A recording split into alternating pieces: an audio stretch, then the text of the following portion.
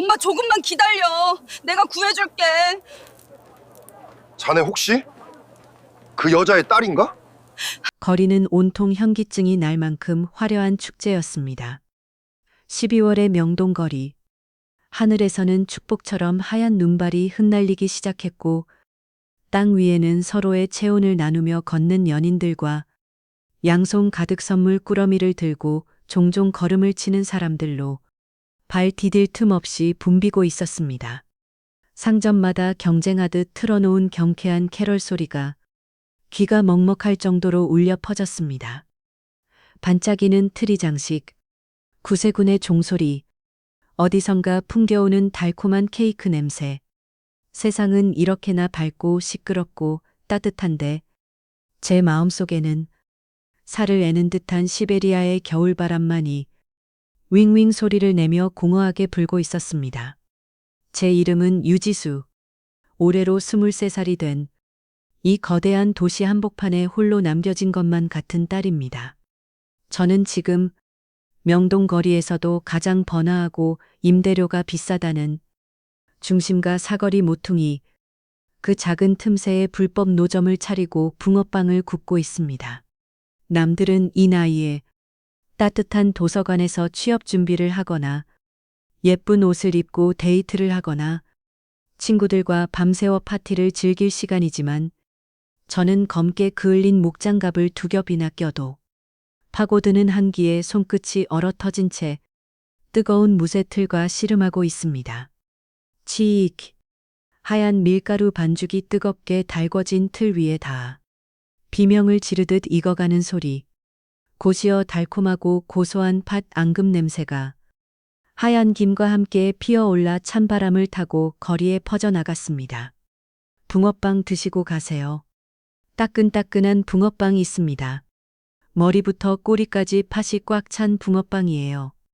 목이 쉬어라 외쳐보지만 제 목소리는 사람들의 행복한 웃음소리에 묻혀 허공으로 힘없이 흩어졌습니다. 입을 열 때마다 하얀 입김이 품어져 나왔지만 그마저도 금세 얼어붙어 사라졌습니다. 제가 이곳에 있는 이유는 단 하나였습니다. 돈을 벌기 위해서가 아니었습니다. 바로 사라진 엄마를 찾기 위해서였습니다. 정확히 3달 전이었습니다. 평소와 다를 바 없던 어느 가을날 아침, 일찍 학교에 가려다 식탁을 보니 아직 온기가 남아있는 된장찌개 뚝배기 밑에 급하게 휘갈겨 쓴 쪽지 한 장이 눌려 있었습니다. 그 종이의 감촉을 저는 아직도 기억합니다. 눈물 자국으로 얼룩져 쭈글쭈글해진 공책 찢은 종이. 지수야, 엄마가 잠시 다녀올 곳이 있어. 아마 조금 시간이 걸릴지도 몰라. 밥 잘 챙겨 먹고 문단속 잘하고 있어라. 걱정하지 마라. 엄마 금방 올 거야. 하지만 만약 엄마가 겨울이 되어도 돌아오지 않으면, 첫눈이 오고 크리스마스가 되어도 연락이 없으면 크리스마스에 가장 눈에 잘 띄는 곳에서 나를 기다려라. 그곳에서 연기를 피워라. 그럼 엄마가 그 연기를 보고 널 찾아갈게. 사랑한다, 내 딸. 그게 마지막이었습니다. 전화기는 꺼져 있었고 경찰서에 가서 실종 신고를 하며 울고불고 매달려봐도 돌아오는 대답은 차가웠습니다. 아가씨, 어머니가 빚이 좀 있으시네. 이런 경우는 대부분 빚쟁이 피해서 잠수 타신 거예요. 단순 가출일 가능성이 높으니까 일단 집에서 기다려봐요. 성인이니까 알아서 돌아오시겠지. 경찰관의 무심한 말에 가슴이 무너져 내렸습니다. 맞습니다. 엄마는 친구의 빚보증을 잘못 써서 정체불명의 사채업자들에게 시달리고 계셨습니다. 밤마다 걸려오는 협박 전화에 이불을 뒤집어 쓰고 떠시던 모습이 눈에 선합니다. 아마도 그들을 피해 저에게 피해가 갈까봐 어디론가 몸을 숨기신 것이라 생각했습니다. 하지만 저는 알 수 있었습니다. 엄마는 저를, 하나뿐인 딸을 이렇게 오래 혼자 둘 분이 아니었습니다. 무슨 일이 생긴 게 분명했습니다. 겨울이 왔고 첫눈이 내렸지만 엄마는 돌아오지 않았습니다. 그래서 저는 엄마의 마지막 약속을 지키기로 했습니다. 크리스마스에 가장 눈에 잘 띄는 곳, 연기를 피워라. 그것은 바로 이 추운 겨울 명동 한복판에서 하얀 김을 모락모락 굴뚝처럼 피워 올리는 이 붕어빵 노점이었습니다. 이 수만 명의 인파 속에서도 저 하얀 김은 멀리서도 보일 테니까요. 엄마가 혹시라도 이 근처를 지나간다면, 살아서 숨을 쉬고 있다면, 저 익숙한 붕어빵 냄새를 맡고 저 피어오르는 연기를 보고 반드시 저를 찾아오실 수 있을 테니까요. 저는 지금 붕어빵을 굽는 게 아니었습니다. 엄마를 향한 간절한 구조 신호, 봉화를 올리고 있는 것이었습니다. 아가씨, 여기 붕어빵 3,000원어치만 줘요. 빨리요, 추워 죽겠네. 두꺼운 모피 코트를 입은 중년 여성이 재촉했습니다. 저는 네, 금방 드릴게요 라고 대답하며 봉투에 붕어빵을 담았습니다. 손님에게 붕어빵을 건네면서도 제 눈은 붕어빵이 아닌 쉴 새 없이 지나가는 사람들의 얼굴을 훑고 있었습니다. 혹시나 엄마일까? 저기 저 낡은 코트를 입고 고개를 숙인 여자가 엄마일까? 아니면 저쪽 골목에서 나오는 저 사람이 엄마일까? 하지만 수만 명의 인파 속에서 엄마의 얼굴은 보이지 않았습니다. 비슷한 뒷모습을 보고 뛰쳐나가려다 멈추기를 수십 번. 실망감이 납덩이처럼 가슴을 짓눌렀습니다. 그때였습니다. 노점 천막 틈새로 매섭고 날카로운 기분 나쁜 시선이 느껴졌습니다. 단순히 붕어빵이 먹고 싶어서 쳐다보는 시선이 아니었습니다. 무언가를 감시하고 의심하고 제 머리부터 발끝까지 꿰뚫어 보려는 듯한 집요하고 끈적한 시선. 고개를 들어보니 노점 맞은편 어두운 전봇대 그림자 속에 한 중년 남자가 서서 저를 노려보고 있었습니다. 낡아서 반질반질해진 검은 가죽 점퍼, 눈까지 푹 눌러쓴 캡 모자, 그리고 며칠은 감지 않은 듯한 떡진 머리와 거뭇한 수염. 험상궂은 인상의 그 남자는 벌써 일주일째 매일 이 시간에 나타나 제 주위를 맴돌고 있었습니다. 또 왔어, 저 남자. 등골이 오싹해졌습니다. 손에 쥐고 있던 붕어빵 집게가 달달 떨렸습니다. 혹시 엄마를 쫓던 그 악명 높은 사채업자일까요? 아니면 내가 어린 여자 혼자 장사하는 걸 알고 돈을 뺏으려는 나쁜 사람일까요? 아니면 구청 단속반일까요? 남자는 주머니에 손을 찔러 넣은 채 천천히, 아주 천천히 제 쪽으로 걸어왔습니다. 그의 낡은 구두가 눈을 밟는 소리가 제 심장을 쿵쿵 밟고 지나가는 것 같았습니다. 접어. 그가 제 노점 바로 앞까지 와서 멈춰 섰습니다. 가까이서 보니 그의 눈빛은 더욱 섬뜩했습니다. 술 냄새 대신 차가운 쇠 냄새와 담배 냄새가 훅 끼쳐왔습니다. 붕어빵 5개. 그는 툭 내뱉듯 말하며 꼬깃꼬깃한 1,000원짜리 지폐 몇 장을 도마 위에 던졌습니다. 그의 손은 투박하고 거칠었고 손톱 밑에는 시커먼 때가 끼어 있었습니다. 저는 최대한 눈을 마주치지 않으려 노력하며 떨리는 손으로 붕어빵을 담았습니다. 빨리, 최대한 빨리 그를 보내고 싶었습니다. 여기 있습니다. 2,500원입니다. 봉투를 건네는 순간 남자가 제 손목을 잡지는 않았지만 봉투를 받아드는 척하며 얼굴을 들이밀었습니다. 모자챙 아래로 드러난 그의 눈이 제 눈을 정면으로 마치 취조하듯 쏘아보았습니다. 아가씨, 여기서 장사한 지 얼마나 됐지? 예상치 못한 질문에 숨이 턱 막혔습니다. 네, 한 달 좀 넘었는데요. 왜 그러세요? 한 달이라. 그는 의미심장한 표정으로 주변을 두리번거렸습니다. 마치 누군가를 찾고 있는 것 같기도 하고 도망칠 루트를 확인하는 것 같기도 했습니다. 이 자리가 목이 참 좋아.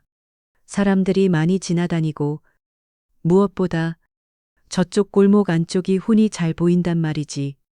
그가 턱짓으로 가리킨 곳은 제 노점 바로 뒤편에 있는 명동의 화려함과는 정반대인 어둡고 좁은 뒷골목이었습니다.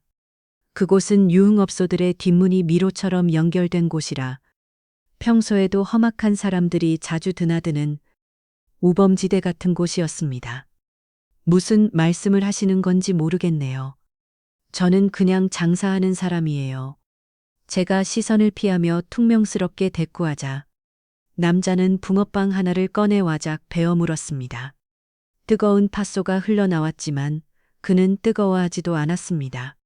그가 몸을 숙여 제 귀에 대고 나직하게 속삭였습니다.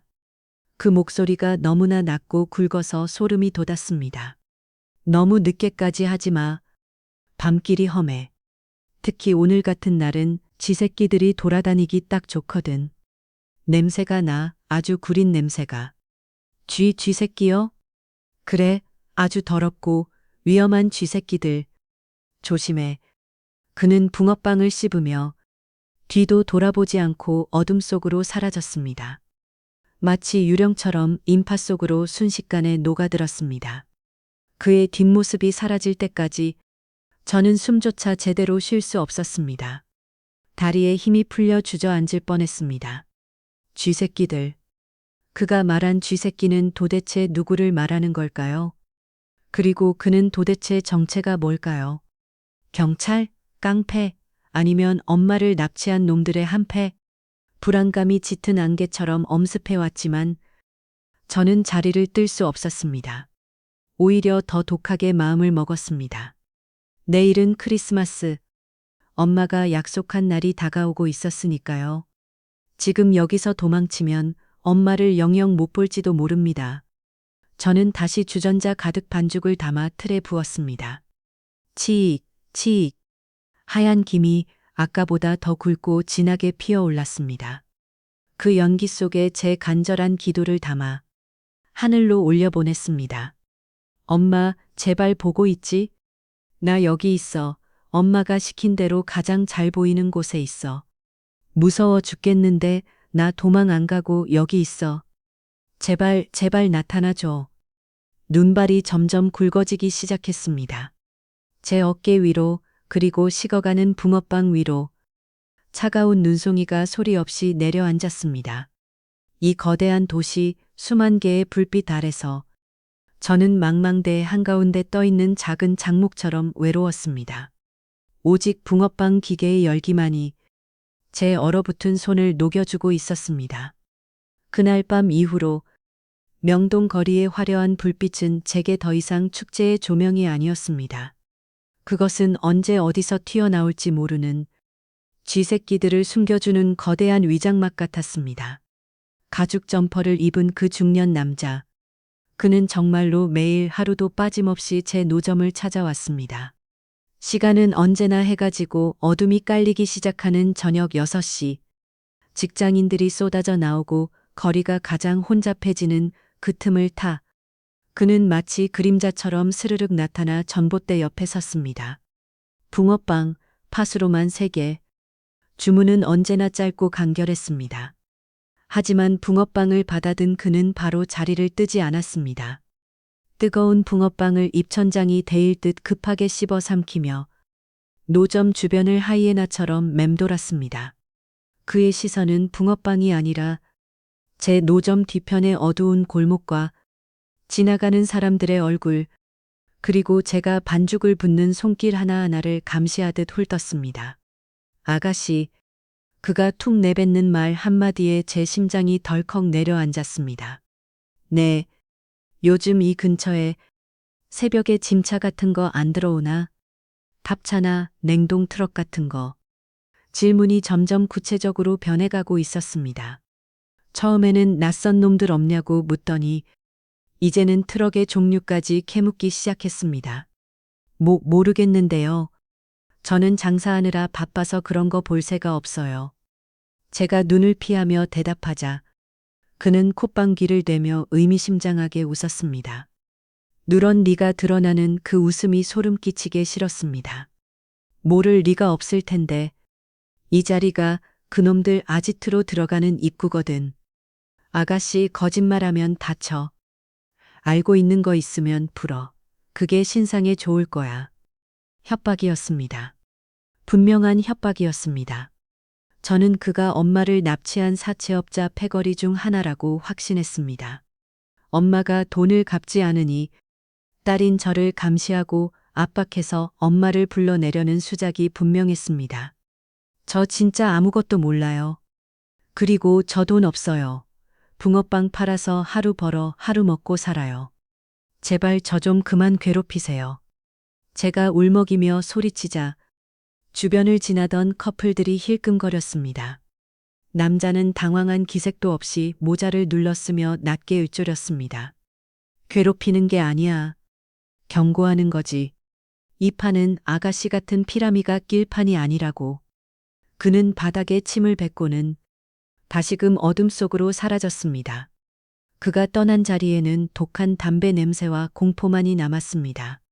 하지만 제 공포의 대상은 그 남자뿐만이 아니었습니다. 그 남자의 말이 제 무의식 속에 숨겨두었던 또 다른 의심의 불씨를 지펴버렸기 때문입니다. 새벽에 들어오는 냉동 트럭. 그 말을 듣는 순간 제 머릿속을 스치고 지나가는 존재가 있었습니다. 바로 붕어빵 재료를 납품해주는 새벽 유통이라는 이름의 배달 트럭이었습니다. 처음 이 노점을 시작할 때 저는 인터넷에서 가장 저렴한 재료상을 찾았습니다. 가진 돈이 거의 없었기에 선택의 여지가 없었습니다.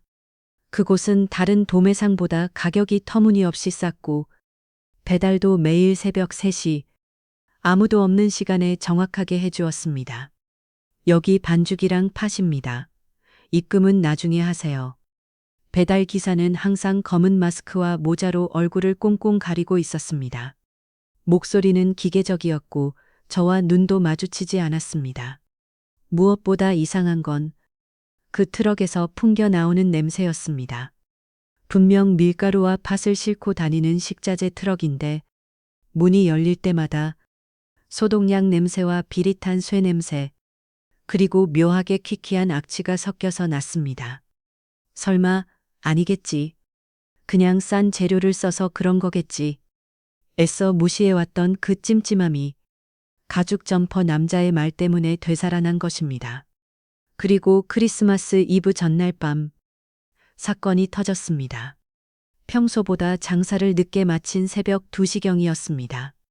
거리에는 인적이 끊겨 스산한 바람 소리만 들려왔습니다. 저는 남은 반죽을 정리하고 내일 장사를 위해 리어카를 청소하고 있었습니다. 부르릉. 골목 저편에서 둔탁한 엔진 소리가 들려왔습니다. 평소보다 1시간이나 일찍 도착한 새벽 유통 트럭이었습니다. 낡은 흰색 냉동 탑차.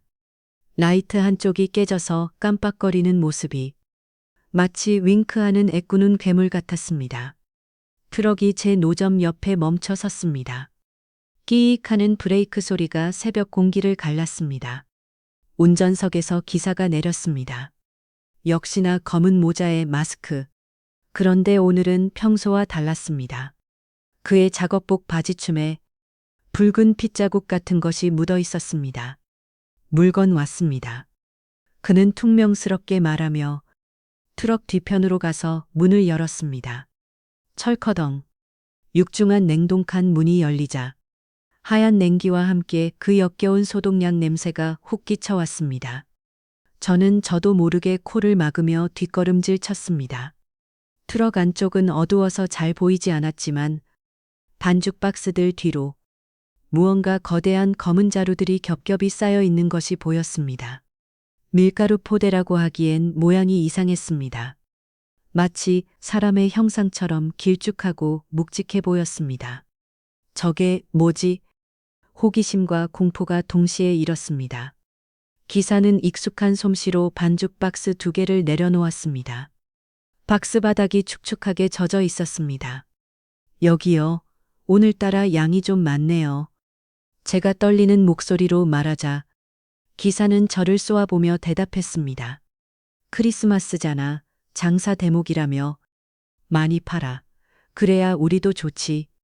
그의 눈빛이 섬뜩하게 빛났습니다. 마치 붕어빵이 많이 팔리기를 바라는 게 아니라 다른 무언가를 기대하는 눈빛 같았습니다. 그가 다시 트럭에 오르려는 순간 트럭 안쪽에서 쿵 하고 무언가 떨어지는 소리가 났습니다. 그리고 아주 미세하게 으읍하는 신음소리 같은 것이 들린 듯 했습니다.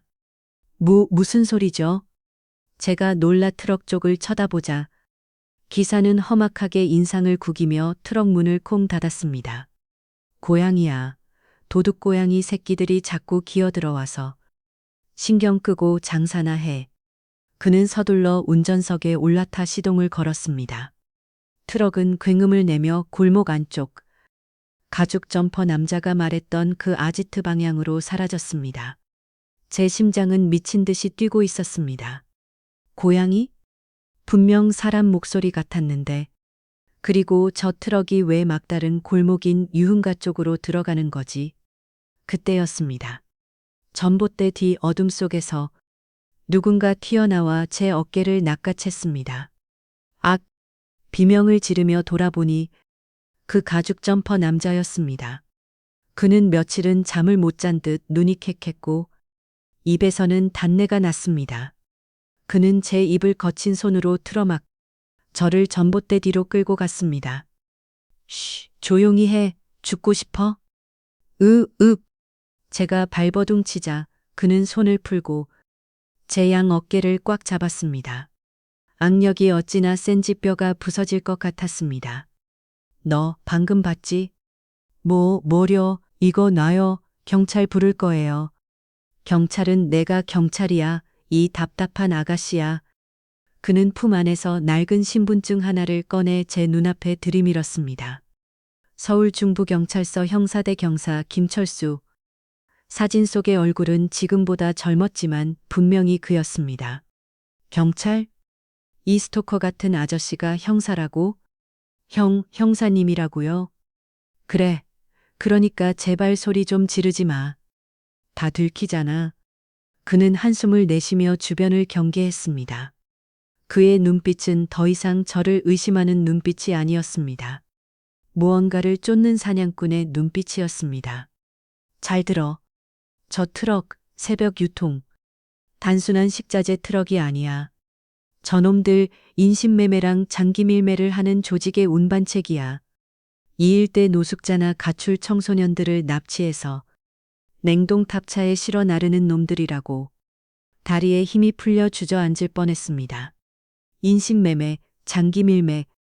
그럼 아까 트럭에서 들린 소리가, 그리고 그 검은 자루들이 저는 몰랐어요. 진짜예요.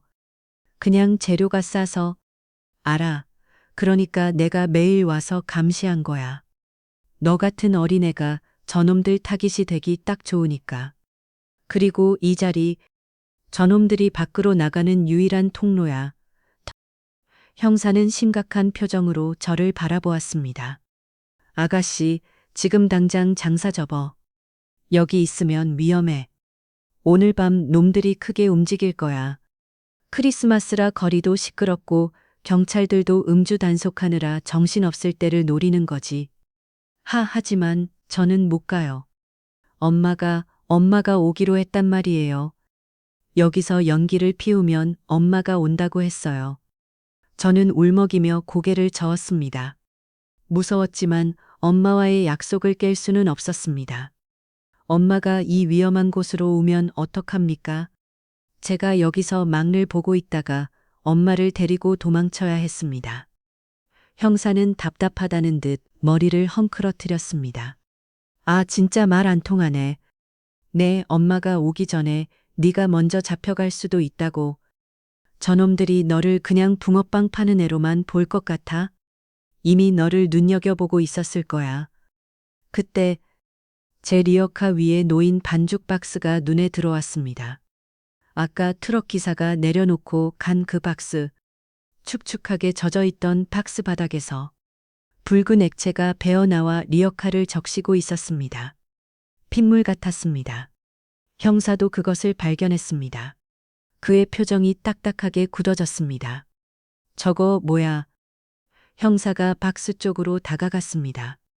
저도 홀린 듯 뒤를 따랐습니다. 형사가 박스 테이프를 거칠게 뜯어내고 뚜껑을 열었습니다.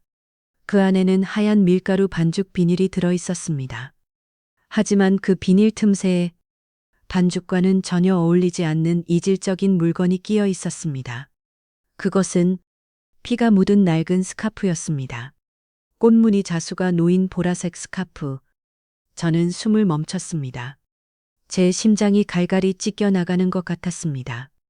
그 스카프는 엄마가 집을 나가던 날 아침에 목에 두르고 있던 아빠가 사준 유일한 명품 스카프였습니다.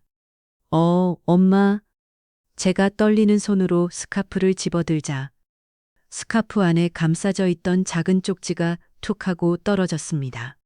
기름 종이에 붓으로 급하게 쓴 듯한 글씨. 살려줘. SOS. 지하 창고. 글씨는 떨리고 있었지만 분명 엄마의 필체였습니다. 세상이 빙글빙글 돌았습니다. 엄마는 도망친 게 아니었습니다. 엄마는 그놈들에게 잡혀 있었던 겁니다. 그것도 제가 매일 붕어빵을 굽던 이 자리, 바로 저 뒷골목 어딘가의 지하 창고에 갇혀서 이 반죽 박스를 통해 저에게 살려달라고 비명을 지르고 있었던 겁니다. 이런 젠장. 형사가 욕설을 내뱉으며 권총을 점검했습니다. 그의 눈빛이 매섭게 변했습니다. 아가씨 엄마였어? 실종된 사람이? 저는 대답 대신 오열하며 자리에 주저앉았습니다. 등잔 밑이 어둡다더니 엄마가 바로 코앞에서 죽어가고 있었는데 저는 그것도 모르고 하염없이 붕어빵만 굽고 있었습니다. 일어나. 울 시간 없어. 형사가 제 팔을 억세게 잡아 일으켰습니다. 내 엄마 살아있어. 이 쪽지 오늘 쓴 거야. 아직 반죽이 굳지 않았잖아. 놈들이 이 박스를 회수해 가기 전에 우리가 먼저 선수 쳐야 해. 어떻게 해요? 제가 뭘 하면 되죠? 형사는 제 눈을 똑바로 바라보며 말했습니다. 지금부터 네가 미끼가 되는 거야. 저놈들이 너를 의심하지 않게 평소처럼 붕어빵을 구워. 연기를 더 많이 아주 많이 피워. 네? 연막작전이야. 내 붕어빵 연기가 신호탄이 될 거다. 우리 지원 병력이 도착할 때까지 네가 놈들의 시선을 끌어야 해. 할 수 있겠어? 저는 엄마의 스카프를 가슴에 품고 입술을 깨물었습니다. 두려움보다 더 큰 분노가 그리고 간절함이 저를 일으켜 세웠습니다. 할게요. 엄마를 구할 수만 있다면 지옥불이라도 피울게요. 명동의 밤거리에 다시 눈이 내리기 시작했습니다. 하지만 이번 눈은 차갑지 않았습니다. 제 붕어빵 노점에서 피어오르는 하얀 김과 석, 전쟁의 서막을 알리는 뜨거운 연기가 되어 하늘로 솟구쳤습니다. 이제 반격의 시간이었습니다. 지금부터 넌 붕어빵 장수가 아니야. 전쟁터의 통신병이야. 김 형사님의 말이 귓가에 맴돌았습니다. 제 손에 들린 엄마의 피 묻은 스카프는 형사님이 증거물이라며 가져가셨고 대신 제 손에는 차가운 붕어빵 반죽 주전자가 들려 있었습니다. 크리스마스 당일 저녁, 명동거리는 인파로 터져나갈 듯 했습니다. 하늘에서는 축복처럼 하얀 눈이 펑펑 쏟아지고 있었지만 제 리어카 주변에는 보이지 않는 살기가 감돌고 있었습니다. 김 형사님은 낡은 청소부 작업복으로 갈아입 맞은편 건물 셔터 뒤에 몸을 숨기고 있었습니다. 그의 동료 형사 2명도 각각 커플과 노숙자로 위장해 제 노점을 주시하고 있다는 것을 알고 있었습니다. 할 수 있어. 해야만 해. 엄마가 저기 있어. 바로 저 어둠 속에. 저는 떨리는 손으로 가스불을 최대로 키웠습니다. 화르륵. 푸른 불꽃이 맹렬하게 타올랐습니다. 평소라면 노릇노릇하고 예쁜 붕어빵을 구웠겠지만 오늘은 아니었습니다. 형사님의 지시대로 저는 반죽을 틀 밖으로 넘치게 부었습니다. 그리고 팥 앙금 대신 미리 준비해둔 설탕과 기름을 틀 주변에 뿌렸습니다. 기름과 설탕이 뜨거운 불판에 닿자 새까만 연기가 폭발하듯 피어올랐습니다. 매캐한 냄새가 진동했습니다. 지나가던 행인들이 코를 막고 인상을 찌푸리며 피했지만 저는 아랑곳하지 않았습니다. 이것은 붕어빵을 굽는 연기가 아니었습니다. 지하 감옥에 갇힌 엄마에게 보내는 답신이자 그 쥐새끼들을 굴 밖으로 끌어내기 위한 독한 연막이었습니다. 엄마, 보고 있어. 엄마가 시킨 대로 연기 피우고 있어. 조금만 참아. 내가 갈게. 시간이 얼마나 흘렀을까요? 제 눈과 코가 매운 연기에 찔러 눈물이 줄줄 흐를 때쯤이었습니다. 콜록콜록, 아, 진짜. 신경질적인 고함과 함께 어두운 뒷골목 그림자 속에서 검은 양복을 입은 사내 3명이 튀어나왔습니다. 그중 한 명은 어제 새벽에 봤던 그 새벽 유통 트럭 운전사였습니다. 그들은 주변을 두리번거리지도 않고 곧장 제 리어카를 향해 성큼성큼 걸어왔습니다. 마치 제 노점이 그들의 앞마당인 것처럼 거침이 없었습니다. 야, 이 미친년이 장사 안 해? 트럭 운전사가 제 멱살을 잡으려는 듯 손을 뻗었습니다. 저는 반사적으로 뒤로 물러서며 주전자를 들어 올렸습니다. 뜨거운 반죽이 튀어 그의 손등에 묻었습니다. 아, 뜨거. 죄송해요. 기계가 고장이 나서 불 조절이 안 돼서요. 저는 겁에 질린 척 연기하며 소리쳤습니다. 하지만 제 눈은 그들의 뒤편, 골목 안쪽을 뚫어져라 응시하고 있었습니다. 저들이 나온 곳 저 어둠의 끝, 그곳에 엄마가 있을 것이었습니다. 운전사 옆에 있던 덩치가 곰처럼 큰 사내가 운전사를 밀치고 앞으로 나섰습니다. 그의 눈빛은 뱀처럼 차갑고 끈적했습니다. 야, 김씨. 보는 눈이 많잖아. 그는 저를 위아래로 훑어보더니 비릿한 미소를 지으며 말했습니다. 아가씨, 장사가 좀 서투르네. 이래서 돈 벌겠어? 우리가 좀 도와줄까? 그의 말은 친절을 가장한 협박이었습니다. 도와준다는 말이 끌고 가겠다는 말로 들렸습니다. 심장이 터질 것 같았지만 지금이 기회였습니다. 이들을 최대한 자극해서 저를 그들의 아지트로 데려가게 만들어야 했습니다. 그래야 경찰들이 놈들의 소굴을 덮칠 명분이 생기니까요. 돈은 필요 없어요. 저는 그냥 엄마를 기다리는 거예요. 우리 엄마가 이 근처에 있다고 했거든요. 제가 엄마라는 단어를 꺼내자 사내들의 눈빛이 순간적으로 변했습니다. 당황스러움과 살기, 그리고 탐욕이 뒤섞인 눈빛.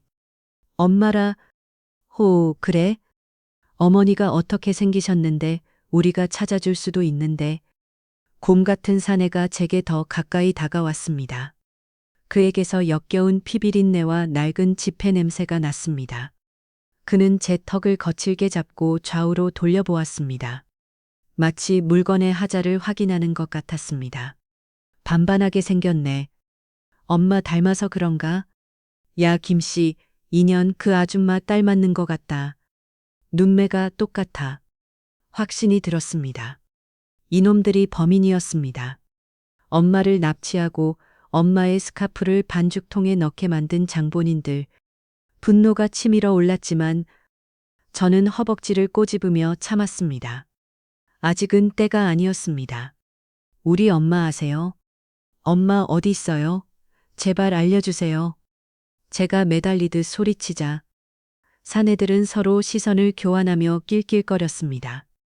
알지, 아주 잘 알지. 엄마가 딸내미 보고 싶다고 매일 밤 울던데 우리가 데려다 줄까? 엄마 있는 곳으로? 네, 제발요. 지금 갈래요. 미끼를 물었습니다. 놈들은 제가 제 발로 지옥불에 뛰어드는 불나방인 줄 알겠지만 사실 저는 폭탄을 품고 뛰어드는 자폭병이었습니다. 좋아, 따라와. 가게는 그냥 두고 어차피 다시 올 일 없을 테니까. 곰 같은 사내가 제 팔을 억세게 잡아 끌었습니다. 저는 저항하지 않고 끌려갔습니다. 제 발걸음은 붕어빵 노점을 떠나 빛이 닿지 않는 어두운 뒷골목으로 향했습니다. 그때 맞은편 셔터 뒤에서 김 형사님이 보내는 수신호가 보였습니다. 지금이야. 엎드려. 저는 그 신호를 보자마자 사내의 팔을 뿌리치고 바닥으로 몸을 던졌습니다. 으악! 동시에 사방에서 호각 소리가 울려 퍼졌습니다. 명동 거리의 캐럴 소리를 찢어 발기는 날카로운 소리였습니다. 경찰이다. 꼼짝 마라. 전원 체포해. 커플로 위장했던 형사들이, 노숙자로 위장했던 형사들이 권총과 테이저건을 들고 사방에서 튀어나왔습니다. 하늘에서는 드론이 윙윙거리며 서치라이트를 비추었습니다. 순식간에 골목은 아수라장이 되었습니다. 사내들은 당황하여 욕설을 내뱉으며 무기를 꺼내 들었습니다. 품 안에서 사시미 칼과 쇠파이프가 번쩍였습니다. 이런 개 같은 함정이다. 튀어. 야, 전현 잡아. 인질로 써. 운전사가 칼을 휘두르며 제 쪽으로 달려들었습니다. 저는 비명을 지르며 뒷걸음질 쳤습니다. 눈밭에 미끄러져 엉덩방아를 쪘습니다. 칼날이 제 코앞까지 다가왔습니다. 탕! 굉음과 함께 운전사의 어깨에서 피가 튀었습니다. 김 형사님이 쏜 총알이었습니다. 운전사는 비명을 지르며 쓰러졌고 칼이 바닥에 나뒹굴었습니다. 지수야, 피해, 뒤로 뛰어. 김 형사님이 소리쳤습니다.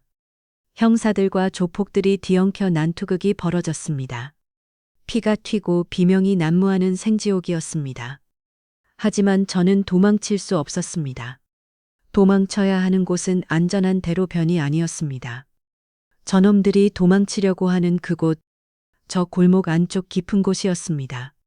그곳에 엄마가 있으니까요. 안 돼요, 엄마가 저기 있어요.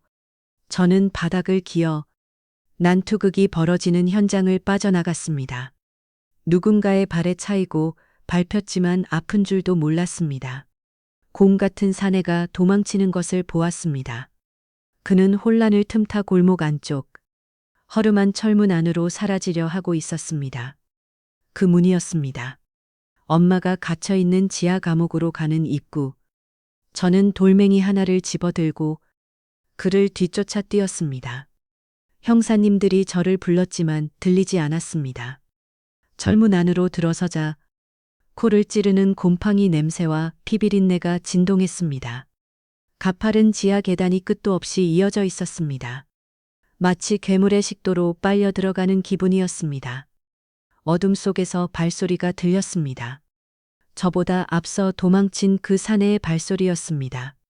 이씨, 다 죽여버릴 거야. 증거인멸해. 불 질러버려. 사내의 고함이 지하 통로를 울렸습니다.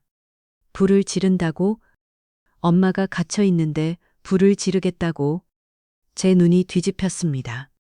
공포심은 사라지고 오로지 살해만이 남았습니다. 안 돼, 멈춰. 저는 어둠 속으로 몸을 날렸습니다. 계단을 구르듯 뛰어내려가며 소리쳤습니다. 지하 2층쯤 내려갔을까. 거대한 철문이 보였고 그 안에서 희미한 불빛이 새어나오고 있었습니다. 그리고 그 안에서 수십 명의 사람들이 웅성거리는 소리와 여자의 비명소리가 들려왔습니다. 살려주세요. 불이야. 매캐한 연기가 문틈으로 새어나오기 시작했습니다. 놈들이 정말로 불을 지른 것입니다. 증거를 없애기 위해 그 안에 갇힌 사람들을 산채로 태워 죽이려는 것이었습니다. 저는 닫히려는 철문 틈 사이로 제 몸을 끼워 넣었습니다. 육중한 문이 제 갈비뼈를 으스러뜨릴 듯 조여왔지만 비명조차 지를 수 없었습니다. 엄마, 목이 터져라 엄마를 불렀습니다. 연기가 자욱한 지하 창고, 그 지옥 같은 풍경 속에서 저는 믿을 수 없는 광경을 목격했습니다. 수십 명의 여자들이 쇠사슬에 묶인 채 밀가루 반죽을 치대고 재봉틀을 돌리고 있었습니다. 그녀들의 눈은 초점이 없었고 몸은 뼈만 앙상하게 남아 있었습니다. 현대판 노예선이 따로 없었습니다. 그리고 그 구석, 가장 어둡고 축축한 곳에 한 여자가 쓰러져 있었습니다. 불길이 그녀의 옷자락을 향해 다가오고 있었습니다. 익숙한 뒷모습, 제가 석 달 내내 꿈속에서 그렸던 그 등. 엄마, 저는 불길 속으로 뛰어들었습니다. 뜨거운 열기가 제 머리카락을 태우고 피부가 따가웠지만 멈출 수 없었습니다. 그때 제 뒤에서 누군가가 제 머리채를 휘어잡았습니다. 아까 도망쳤던 그 곰 같은 사내였습니다. 그는 한 손에는 라이터를, 한 손에는 제 머리채를 잡고 악마처럼 웃고 있었습니다. 제 발로 들어왔네. 잘 됐어. 효녀 심청이 흉내라도 내려고. 너도 여기서 엄마랑 같이 타 죽어라. 그가 저를 바닥에 내동댕이 쳤습니다. 머리가 땅에 부딪혀 정신이 아득해졌습니다. 눈앞이 흐릿해지는 와중에도 저는 엄마 쪽으로 손을 뻗었습니다. 안 돼, 여기까지 왔는데. 엄마, 조금만 더. 그때였습니다. 지하 창고의 입구가 굉음과 함께 터져 나갔습니다. 쾅거! 눈부신 섬광과 함께 방패를 든 경찰 특공대가 연기 속을 뚫고 들이닥쳤습니다. 그리고 그 맨 앞, 방독면을 쓰지도 않은 채 권총을 들고 뛰어 들어오는 한 남자가 보였습니다. 김 형사님이었습니다. 지수야, 고개 숙여. 형사님의 고함과 함께 다시 한번 총성이 울렸습니다. 제 머리채를 잡고 있던 사내가 비명을 지르며 쓰러졌습니다. 하지만 불길은 이미 창고 전체로 번지고 있었습니다. 검은 연기가 시야를 가리고 숨을 쉴 수가 없었습니다. 저는 마지막 힘을 짜내어 엄마에게 기어갔습니다. 쓰러져 있는 엄마의 몸을 흔들었습니다. 엄마, 엄마 일어나. 나 왔어. 지수 왔어. 엄마는 미동도 하지 않았습니다. 하지만 희미하게, 아주 희미하게 엄마의 가슴이 오르내리는 것이 느껴졌습니다. 살아 있었습니다. 으아악. 저는 엄마를 업으려 안간 힘을 썼습니다. 하지만 제 힘으로는 역부족이었습니다. 연기가 폐를 찌르고 의식이 점점 멀어져 갔습니다. 이대로 끝인가? 엄마를 찾았는데 이렇게 같이 죽는 건가? 아니, 차라리 잘 된 건가? 엄마랑 같이 갈 수 있으니까. 그 순간 누군가 제 몸을 번쩍 들어 올렸습니다. 거칠고 투박한 손길, 하지만 든든한 품.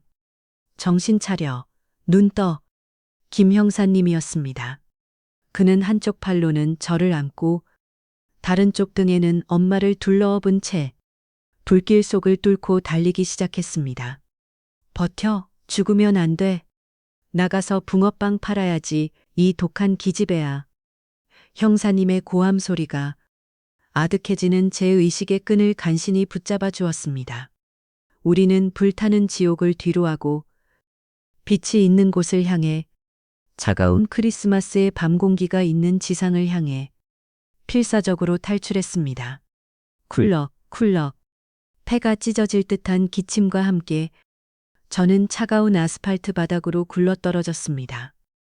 등에 닿는 차가운 눈의 감촉, 그리고 코끝을 찌르는 매캐한 탄내와 비릿한 피냄새. 우리는 살았습니다. 지옥 같은 지하 창고, 그 붉은 화마의 아가리를 벗어나 드디어 세상 밖으로 나온 것입니다. 눈을 뜨자마자 보인 것은 밤하늘을 가득 메운 하얀 눈송이가 아니라 눈이 멀어버릴 듯 번쩍이는 수십 대의 경찰차와 구급차의 경광등 불빛이었습니다. 윙윙거리는 사이렌 소리가 고막을 때렸습니다. 여기 생존자 나왔다. 들꺼, 산소호흡기 빨리 가져와. 구급대원들이 우리를 향해 달려왔습니다. 하지만 저는 그들의 손길을 뿌리치고 옆에 쓰러져 있는 형사님 등에서 내려진 그 작은 몸뚱이를 향해 기어갔습니다. 엄마, 엄마.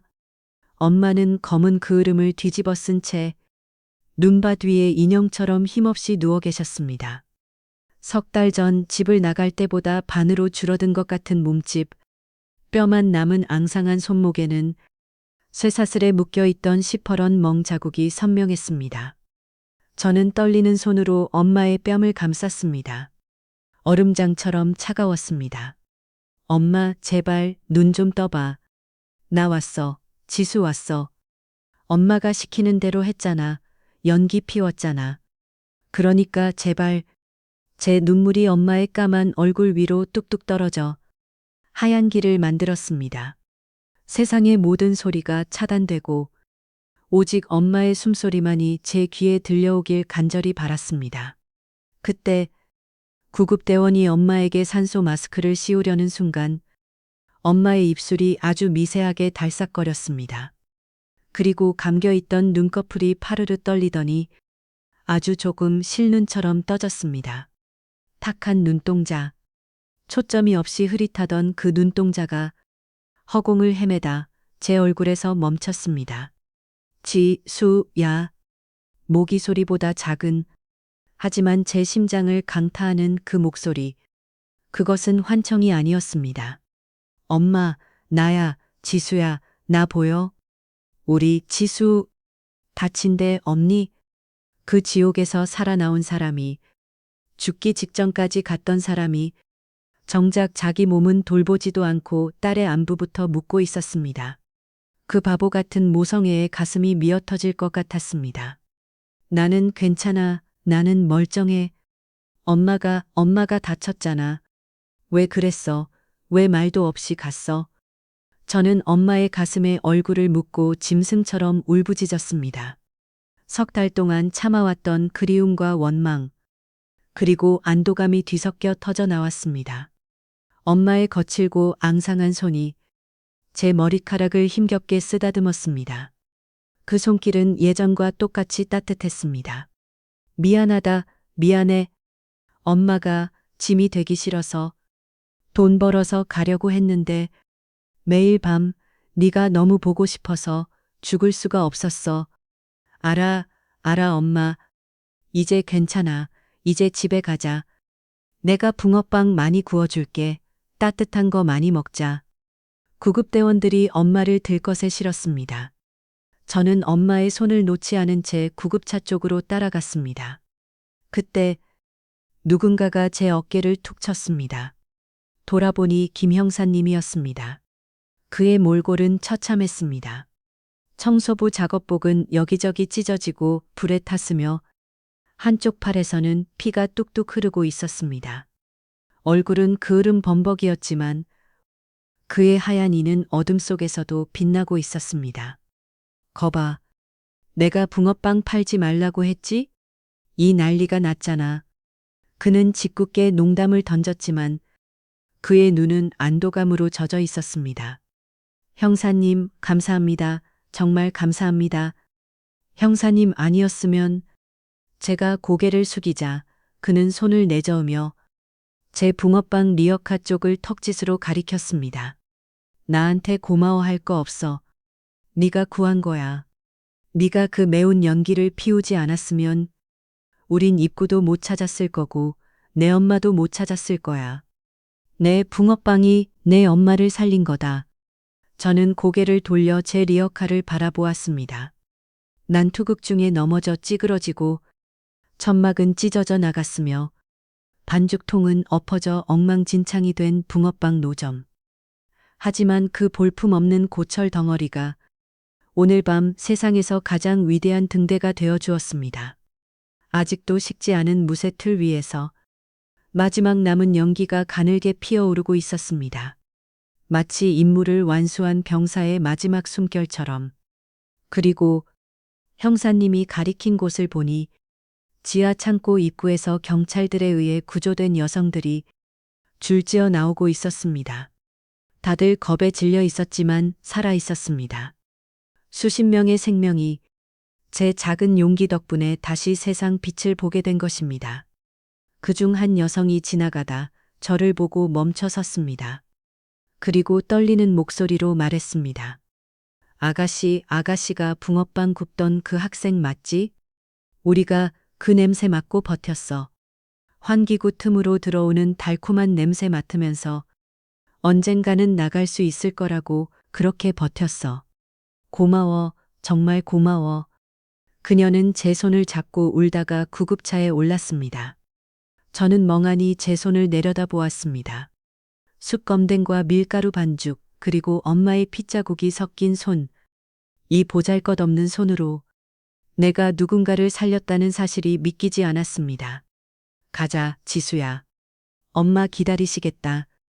김 형사님이 제 등을 밀어주었습니다. 저는 구급차에 올랐습니다. 구급차 문이 닫히고 차가 출발했습니다. 차창 밖으로 보이는 명동거리는 여전히 화려했습니다. 트리 불빛, 캐럴 소리, 행복한 연인들. 불과 1시간 전까지만 해도 저 풍경은 저를 비웃는 잔인한 배경이었습니다. 하지만 지금은 달랐습니다. 그 불빛들이 마치 우리 모녀의 재회를 축복해주는 축포처럼 보였습니다. 구급차 안에서 저는 엄마의 손을 꼭 잡고 잠든 엄마의 얼굴을 하염없이 바라보았습니다. 산소 마스크에는 하얀 김이 서리고 있었습니다. 규칙적인 숨소리, 따뜻한 체온. 이것이 제게 주어진 최고의 크리스마스 선물이었습니다. 산타 할아버지, 선물 주셔서 감사해요. 근데 선물은 굴뚝 말고 붕어빵 연통을 타고 오셨나 봐요. 피식 웃음이 나왔습니다.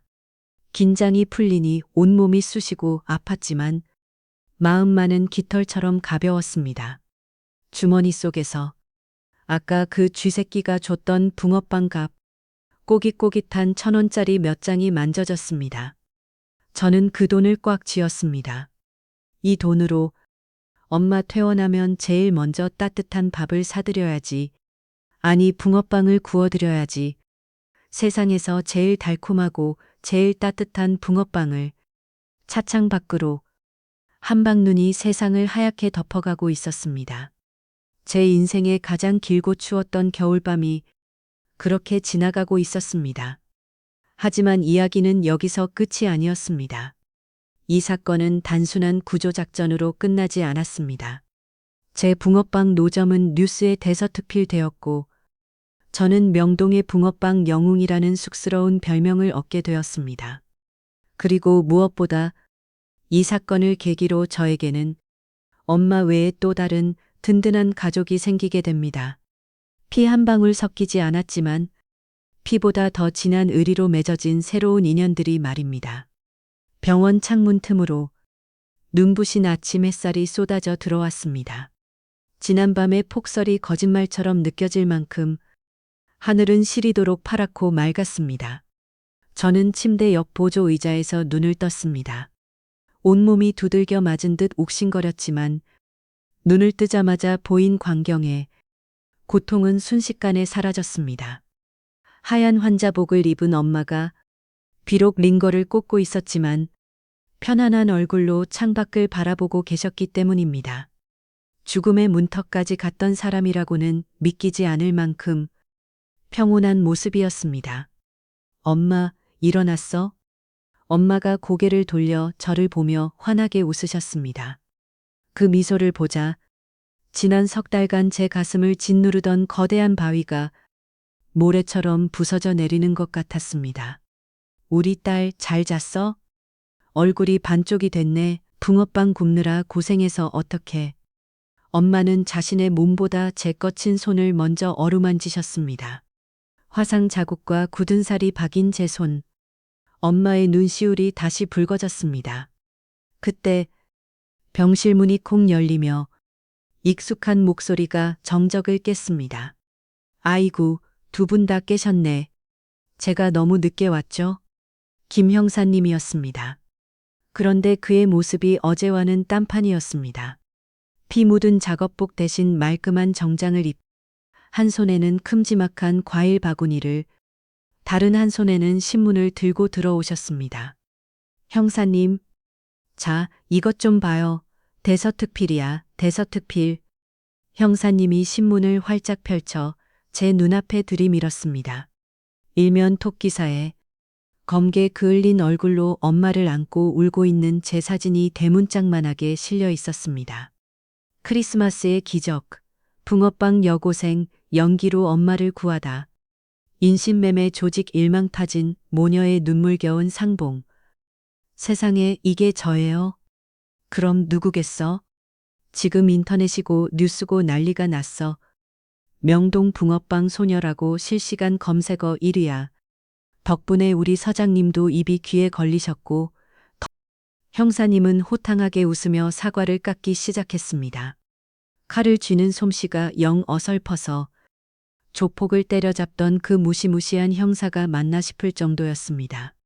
지수 학생, 그리고 어머님, 정말 고생 많으셨습니다. 범인들 전원 검거했습니다. 그 지하 창고에 갇혀있던 피해자 23명도 전원 구조됐고요.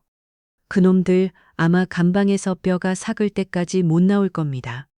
엄마는 떨리는 목소리로 형사님께 고개를 숙였습니다. 형사님, 정말 감사합니다. 형사님이 아니었으면 우리 모녀는 별 말씀을요. 제가 아니라 따님이 구한 겁니다. 그 매운 연기 아니었으면 우린 환기구도 못 찾았을 거예요. 따님이 아주 독해요, 독해. 누굴 닮아서 그런지. 형사님이 짓궂게 윙크를 했습니다. 그 순간 저는 알 수 있었습니다. 그가 처음 제 노점을 찾아와 험상궂게 굴었던 것이 사실은 저를 보호하고 지키기 위한 그만의 서투른 방식이었다는 것을요. 며칠 뒤 저는 경찰청 대강당 단상 위에 서 있었습니다. 수많은 카메라 플래시가 터지고 제복을 입은 높은 분들이 박수를 치고 있었습니다. 윗사람은 투철한 신고 정신과 기지로 표창장과 함께 범죄 신고 포상금 그리고 시민들이 모아준 후원금이 전달되었습니다. 그 돈은 엄마가 빚보증을 섰던 사채 빚을 모두 갚고도 남을 만큼 큰 금액이었습니다. 더 이상 도망 다니지 않아도 된다. 더 이상 추운 거리에서 떨지 않아도 된다. 그 사실이 믿기지 않아 저는 상장을 든 채 멍하니 서 있었습니다. 단상 아래서 휠체어를 탄 엄마와 정복을 입은 김 형사님이 저를 보며 엄지를 치켜 세우고 있었습니다. 그 모습을 보자 참았던 눈물이 터져 나왔습니다. 이번에는 슬픔의 눈물이 아니라 벅찬 감동과 감사의 눈물이었습니다. 계절이 4번 바뀌고 다시 겨울이 찾아왔습니다. 1년 전과 똑같은 12월 명동거리. 하지만 그곳의 풍경은 많이 달라져 있었습니다. 녹슬고 찌그러졌던 제 붕어빵 리어카가 있던 자리에는 이제 번듯하고 예쁜 묵스치 기적의 붕어빵이라는 간판을 단 깔끔한 푸드트럭이 서 있었습니다. 어서 오세요. 팥붕어빵, 슈크림 붕어빵 있습니다. 새로 나온 피자 붕어빵도 드셔보세요. 활기찬 목소리의 주인공은 바로 저 유지수였습니다. 더 이상 춥고 배고픈 소녀가 아니었습니다. 대학에 진학해 경영학을 공부하며 주말에는 이렇게 사장님이 되어 가게를 운영하고 있었습니다. 그리고 제 옆에는 건강을 완전히 회복하신 엄마가 세상에서 가장 행복한 미소로 손님들을 맞이하고 계셨습니다. 어머, 이거 정말 맛있네요. 여기가 그 뉴스에 나왔던 그 집 맞죠? 네, 맞습니다. 많이 드시고 행복하세요. 손님들은 끊이지 않았습니다. 단순히 붕어빵이 맛있어서가 아니라 이곳이 희망과 용기의 상징이 되었기 때문입니다. 사람들은 붕어빵을 사면서 자신들의 힘든 이야기도 하나둘씩 꺼내놓곤 했습니다. 우리는 붕어빵과 함께 위로를 팔고 있었습니다. 그때 트럭 창문 너머로 익숙한 얼굴이 불쑥 들어왔습니다. 사장님, 여기 붕어빵 뇌물 좀 받으러 왔수다. 김 형사님이었습니다. 아니, 이제는 김 반장님이 되셨고 저에게는 친삼촌이나 다름없는 가족이 된 분이었습니다. 어우, 삼촌, 또 왔어요? 근무 시간에 땡땡이 쳐도 돼요? 이 녀석이 이 일대의 치안을 담당하는 형사가 순찰 도는 중인데 땡땡이라니. 그리고 오늘은 특별한 날이잖아. 형사님은 멋쩍게 웃으며 등 뒤에서 작은 케이크 상자를 꺼내셨습니다. 오늘은 크리스마스였습니다. 1년 전 지옥 같았던 그날이 이제는 우리 가족이 다시 태어난 생일 같은 날이 된 것입니다. 자, 촛불 끄자. 우리 지수 그리고 어머님. 1년 동안 정말 잘 버텼고 잘 살았다. 축하한다. 좁은 트럭 안에서 엄마와 저 그리고 형사님 셋이 머리를 맞대고 작은 케이크에 촛불을 껐습니다. 트럭 안은 붕어빵 굽는 열기와 사람의 온기로 후끈했습니다. 엄마 행복해? 제가 묻자 엄마는 제 손을 꼭 잡으며 고개를 끄덕이셨습니다. 그럼 엄마는 지금이 제일 행복해. 우리 딸이랑 이렇게 웃을 수 있어서 그리고 다시는 널 혼자 두지 않아서 정말 다행이야. 저는 다시 반죽을 틀에 부었습니다. 치익. 하얀 김이 모락모락 피어 올랐습니다. 1년 전 이 하얀 연기는 살려달라고 제발 나를 좀 봐달라고 외치는 처절한 구조 신호였습니다. 하지만 지금 밤하늘로 퍼져나가는 이 달콤한 연기는 세상을 향해 보내는 따뜻한 초대장이었습니다. 여기 사랑이 있어요. 여기 희망이 있어요. 누구든 춥고 외로운 사람은 이리로 오세요. 트럭 밖에는 다시 눈이 내리고 있었습니다. 하지만 저는 더 이상 춥지 않았습니다. 제 곁에는 사랑하는 엄마가 있고 든든한 삼촌이 있고 그리고 제 붕어빵을 기다리는 따뜻한 이웃들이 있었으니까요. 저는 밤하늘을 올려다보며 속삭였습니다. 고마워요. 포기하지 않게 해줘서, 용기 낼 수 있게 해줘서, 제 붕어빵 트럭의 연기는 오늘도 그리고 내일도 꺼지지 않을 것입니다. 어딘가에서 길을 잃은 누군가가 이 하얀 김을 보고 다시 길을 찾을 수 있도록 가장 높고 따뜻하게 피어오를 것입니다. 지금까지 오디오 드라마 크리스마스 전단지 대신 붕어빵이었습니다. 여러분은 지금 어떤 신호를 보내고 계신가요? 혹시 너무 힘들어서 아무도 봐주지 않아서 혼자 속으로만 삼키고 계시지는 않나요? 용기를 내어 연기를 피워보세요. 그것이 눈물이든 땀방울이든 작은 목소리든 상관없습니다. 당신이 포기하지 않고 피워 올린 그 작은 신호가 언젠가 당신을 구하러 올 누군가에게 닿을 가장 확실한 이정표가 될 테니까요. 청취해주신 여러분의 삶에도 절망을 희망으로 바꾸는 기적 같은 반전이 일어나기를 진심으로 기원합니다. 따뜻한 겨울 보내십시오. 감사합니다.